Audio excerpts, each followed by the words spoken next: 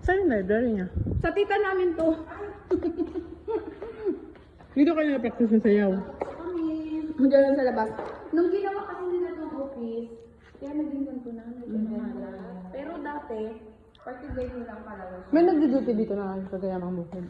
Tatakbukin, pero naglipat sila. Ay, ano kaya namin dati? Nagluma siya ng mineral. Papasok kami sa library. Papasok po. Yan dati. Ito yung mga pambata. Puro pambata lang. Ay, ang daming gamit. Inanuhan na ng, yung mga gamit ng balay. Balay Bukid. Kahapon, hinakot nila pa dito. Ayan. Wala yung mga food spread dito. Ang gaganda na nung Kasi namin dati pag party venue pambata, ang setup ni Atong puro pambata. Ang daming libro. Hi! Ang dami na class? Oo. Kasi yung may-ari ko.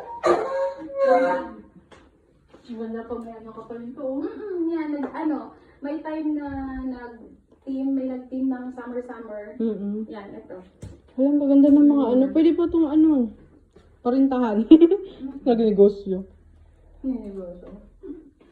Kaya lang mag-stop ko.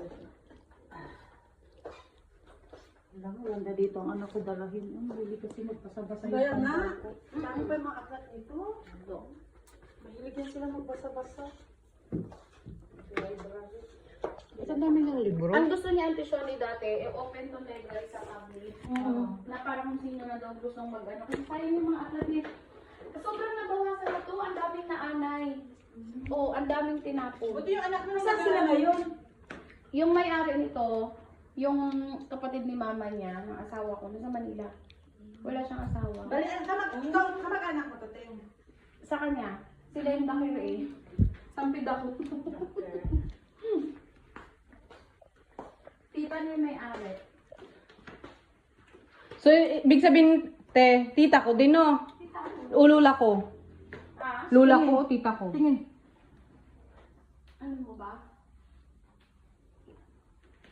Hindi, tita lang. Tita, no? Oo. Dito pa mga books, oh. Kuha na tayo ng books dyan. Kung kaya tihanap bingga, wag daw magkuha. Tapos yung taas doon. Kasi magpa, pero nahiram siya ng t-shirt dito nung family day. Nahiram siya. Hala siya pala yun. Ano dito, te? Tatak Bukid, sa din, Yamang Bukid. Ibig sabihin yung venue dito nag-set up? Noon, oo, nung party venue pa to, dyan ang pinaka-stage. Tapos ito yung music, nila. Kasalan, pwede mo. Ito yung room ng... Dito, may dibu, may kung ano-ano. Dami.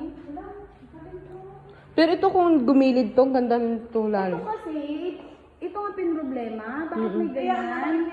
Abang kasi di ba up and down? Abang. Oo. Kaya tuloy pag may magpuputil yun. Oo. Kaya nga, hindi ba? Oo. Dapat wala talaga yun.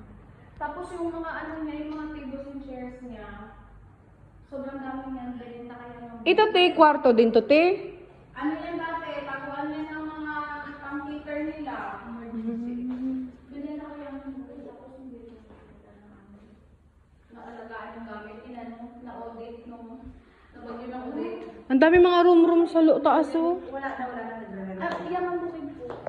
Ay, nagano pa rin sila. Oo, kasi yung product, pag dumating, yung mga, tag ito, turmeric nila, puno yan. Tapos sa taas wala na. Sayang yung mga upuan nila, te. Ibibilin, sayang yung upuan. Tara, wait natin yung isa. Ito yung nila dati, yung tawag din kasi, di ba, sagot na nila yung sound system. Diyan tumatambay para magpalit-palit ng ilaw, yung sound system, yung... Ang mahal na yung mga lights na yun, oh. Pati yan yung mga speaker nila. Sayang. Ang nasira dito yung aircon. Yung aircon. Hindi na nagana yung aircon. Hindi. Ilan ba kung anong alam mo doon? Sabi nga namin sa tita niya, Ante, bawiin na natin. Wag mo na iparent. Ipagawa kami ng pool. oo. Tapos pa overnight. Oo. Totoo yan. Ang monthly niya, naaano pa. Na parang mawaworry pa ba siya na baka hindi kumita ka agad doon eh. At least ito kasi 50k kasi ito eh, monthly. Yaman ko eh. Ganda oh. Mas maganda dati kung nandito pa yung mga playground. Wala na eh. Ganda ng ano.